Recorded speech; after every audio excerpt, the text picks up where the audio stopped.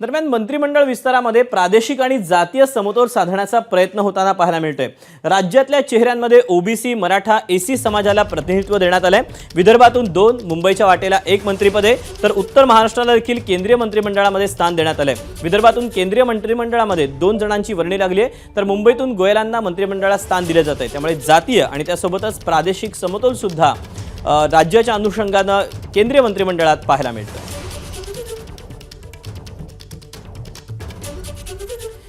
नितीन गडकरी आणि प्रतापराव जाधव विदर्भातून मंत्रिमंडळात असतील।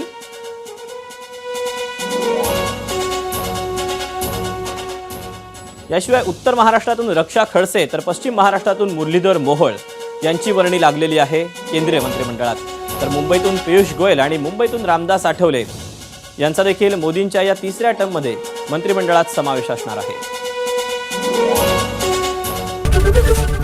एबीपी माझा, उघडा डोळे बघा नीट।